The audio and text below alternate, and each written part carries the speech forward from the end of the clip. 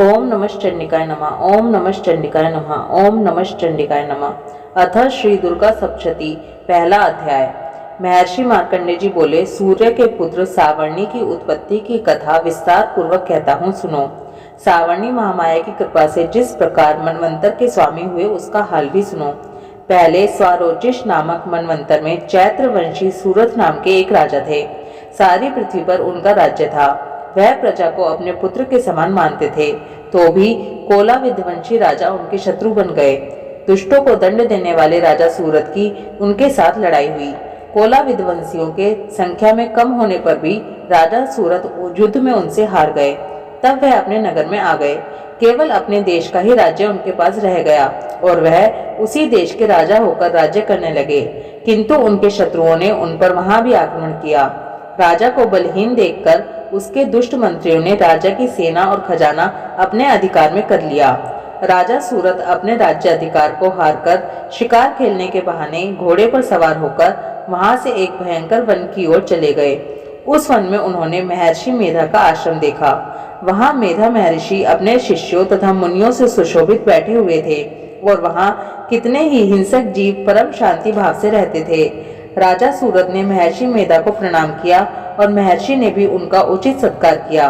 राजा सूरत महर्षि के आश्रम में कुछ समय तक ठहरे। अपने नगर की ममता के आकर्षण से राजा अपने मन में सोचने लगे, पूर्व काल में पूर्वजों ने जिस नगर का पालन किया था वह आज मेरे हाथ से निकल गया। मेरे दुष्ट एवं दुरात्मा मंत्री मेरे नगर की अब धर्म से रक्षा कर रहे होंगे या नहीं। मेरा प्रधान हाथी, जो कि सदा मत की वर्षा करने वाला और शूरवीर था, मेरे वैरियों के वश में होकर ना जाने क्या दुख भोग रहा होगा।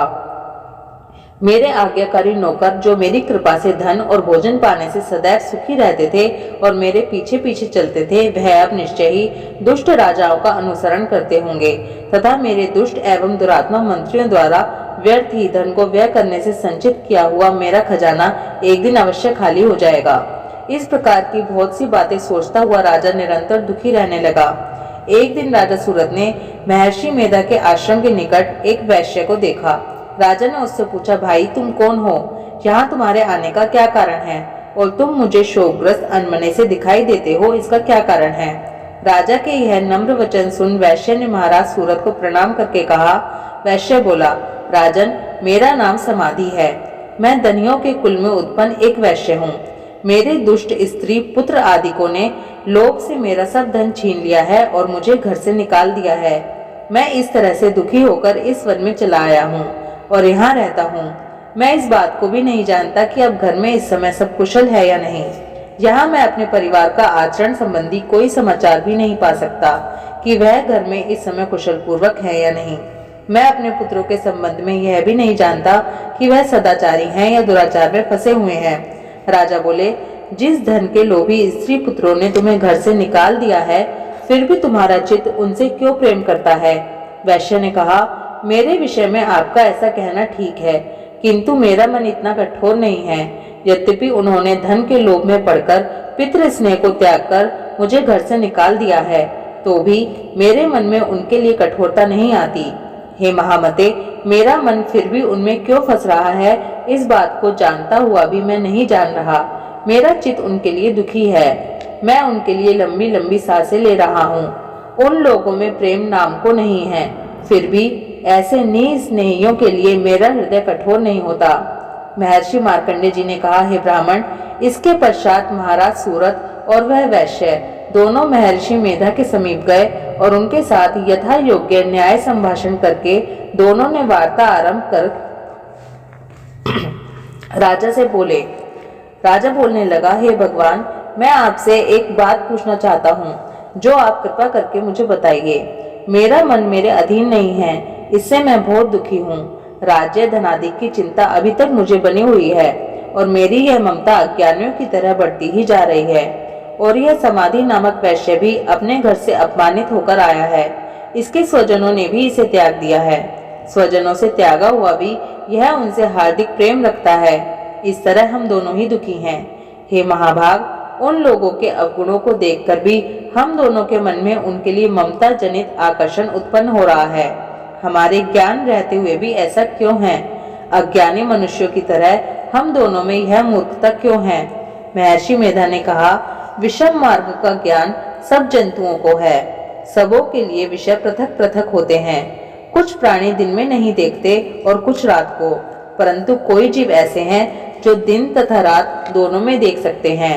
यह सत्य है कि मनुष्यों में ज्ञान प्रधान है, किंतु केवल मनुष्य ही ज्ञानी नहीं होता, पशु पक्षी आदि भी ज्ञान रखते हैं। जैसे यह पशु पक्षी ज्ञानी है, वैसे ही मनुष्यों का ज्ञान है, और जो ज्ञान मनुष्यों में है वैसे ही पशु पक्षियों में है, तथा अन्य बातें भी दोनों में एक जैसी पाई जाती हैं। ज्ञान होने पर भी इन पक्षियों की ओर देखो, अपने भूख से पीड़ित बच्चों की चोंच में कितने प्रेम से अन्न के दाने डालते हैं।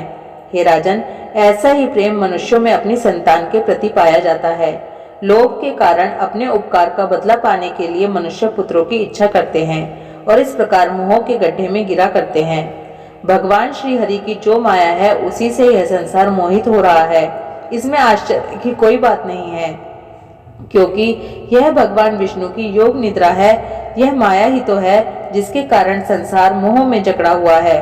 यही महामाया भगवती देवी ज्ञानियों के चित्त को बलपूर्वक खींचकर मोह में डाल देती है और उसी के द्वारा संपूर्ण जगत की उत्पत्ति होती है। यही भगवती देवी प्रसन्न होकर मनुष्य को मुक्ति प्रदान करती है। यही संसार के बंधन का कारण है तथा संपूर्ण ईश्वरों की भी स्वामिनी है। महाराज सूरत ने पूछा, भगवान, ये देवी कौन सी है जिसको आप महामाया कहते हैं? हे ब्राह्मण, वह कैसे उत्पन्न हुई और उनका क्या कार्य है? उनके चरित्र कौन कौन से हैं? हे प्रभु, उनका जैसा स्वभाव हो, जैसा स्वरूप हो, वह सभी कृपा कर मुझसे कहिए, मैं आपसे सुनना चाहता हूँ। महर्षि मेधा बोले, हे राजन, यह देवी तो नित्य स्वरूपा हैं। उनके द्वारा यह संसार रचा गया है, तब भी उनकी उत्पत्ति अनेक प्रकार से होती है। वह सब आप मुझसे सुनो।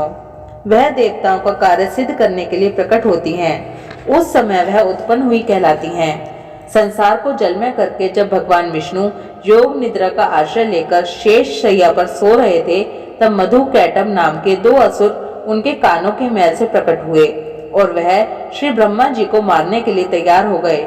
श्री ब्रह्मा जी ने जब उन दोनों को अपनी ओर आते देखा और यह भी देखा कि भगवान विष्णु योग निद्रा का आश्रय लेकर सो रहे हैं, तो वह उस समय श्री भगवान को जगाने के लिए उनके नेत्रों में निवास करने वाली योग निद्रा की स्तुति करने लगे। श्री ब्रह्मा जी ने कहा, हे देवी, तुम ही स्वाहा, तुम ही स्वधा और तुम ही वष्टकार हो। स्वर भी तुम्हारा ही स्वरूप है। तुम ही जीवन देने वाली सुधा हो। नित्य अक्षर प्रणव में अकार, उकार, मकार, इन तीनों में माताओं के रूप में तुम ही स्थित हो। इनके अतिरिक्त जो बिंदु पद अर्धमात्रा है, जिसका कि विशेष रूप से उच्चारण नहीं किया जाता है, हे देवी, वह भी तुम ही हो। हे देवी, संध्या, सावित्री तथा परम जननी तुम ही हो। तुम इस विश्व को धारण करने वाली हो। तुमने ही इस जगत की रचना की है और तुम ही इस जगत का पालन करने वाली हो और तुम ही कल्प के अंत में सबको भक्षण करने वाली हो। हे देवी, जगत की उत्पत्ति के समय तुम सृष्टि रूपा होती हो, पालन काल में स्थित रूपा और कल्प के अंत में संहार रूप धारण कर लेती हो। तुम ही महाविद्या, महामाया, महामेधा, महारात्रि और मोहरात्रि हो। श्री ईश्वरी और बोध स्वरूपा बुद्धि भी तुम ही हो। लज्जा, पुष्टि, तुष्टि, शांति और क्षमा भी तुम ही हो। तुम खड़ग धारिणी, चूल धारिणी, घोर रूपा तथा गदा, चक्र, शंख और धनुष के धारण करने वाली हो। बाण, भुषुंडी और परिग, यह भी तुम्हारे ही अस्त्र हैं। तुम सौम्य और सौम्यतर हो। यही नहीं, बल्कि जितनी भी सौम्य तथा सुंदर वस्तुएं इस संसार में हैं, उन सबसे बढ़कर सुंदर तुम ही हो। पर और अपर, सबसे पर रहने वाली सुंदर तुम ही हो। हे सर्व स्वरूपे देवी, जो भी सत असत पदार्थ हैं और उनमें जो शक्ति है, वह तुम ही हो। ऐसी अवस्था में भला तुम्हारी स्तुति कौन कर सकता है? इस संसार की सृष्टि, पालन और संहार करने वाले जो भगवान हैं, उनको भी जब तुमने निद्रा के वशीभूत कर दिया है, तो फिर तुम्हारी स्तुति कौन कर सकता है? मुझे भगवान विष्णु तथा भगवान शंकर को शरीर धारण कराने वाली तुम ही हो। तुम्हारी स्तुति करने की शक्ति किसमें है? हे देवी, तुम तो अपने इन उदार प्रभावों के कारण ही प्रशंसनीय हो। मधु और कैटभ जो भयंकर असुर हैं, इन्हें तो मोह में डाल दो और श्री हरि भगवान विष्णु को भी जल्दी जगा दो और उनमें इनको मार डालने की बुद्धि भी उत्पन्न कर दो। महर्षि मेधा बोले, हे राजन, जब श्री ब्रह्मा जी ने देवी से इस प्रकार स्तुति करके भगवान को जगाने तथा मधु और कैटभ को मारने के लिए कहा, तो वह भगवान श्री विष्णु के नेत्र, मुख, नासिका, बाहु, हृदय और वक्ष स्थल से निकल श्री ब्रह्मा जी के सामने खड़ी हो गईं। उनका ऐसा करना था कि भगवान श्री हरि तुरंत जाग उठे और दोनों असुरों को देखा, जो कि अत्यंत बलवान तथा पराक्रमी थे और मारे क्रोध के जिनके नेत्र लाल हो रहे थे और जो ब्रह्मा जी को वध करने के लिए तैयार थे। जब क्रुद्ध हो उन दोनों दुरात्मा असुरों के साथ भगवान श्री हरि पूरे 5000 वर्ष तक लड़ते रहे। एक तो वह अत्यंत बलवान तथा पराक्रमी थे, दूसरा महामाया ने भी उन्हें मोह में डाल रखा था। अतः वह श्री भगवान से कहने लगे, हम दोनों तुम्हारी वीरता से अत्यंत प्रसन्न हैं, तुम हमसे कोई वर मांगो। भगवान ने कहा, यदि तुम मुझ पर प्रसन्न हो तो अब तुम मेरे हाथों से मारे जाओ, बस इतना सा ही वर मैं तुमसे मांगता हूँ, यहाँ दूसरे वर से क्या प्रयोजन है। महर्षि मेधा बोले, इस तरह से जब वह धोखे में आ गए और अपने चारों ओर जल ही जल देखा तो भगवान श्री हरि से कहने लगे, जहाँ पर जल ना हो, सूखी जमीन हो, उसी जगह हमारा वध कीजिए। महर्षि मेधा कहते हैं, तथास्तु कहकर भगवान श्री हरि ने उन दोनों को अपनी जांघ पर लिटाकर उन दोनों के सिर काट डाले। इस तरह से यह देवी श्री ब्रह्मा जी के स्तुति करने पर प्रकट हुई थी। अब तुमसे उनके प्रभाव का वर्णन करता हूँ, सो सुनो। ओम नमः चंडिकाय नमः। ओम नमः चंडिकाय नमः। ओम नमः चंडिकाय नमः। श्री दुर्गा सप्तशती पहला अध्याय समाप्त।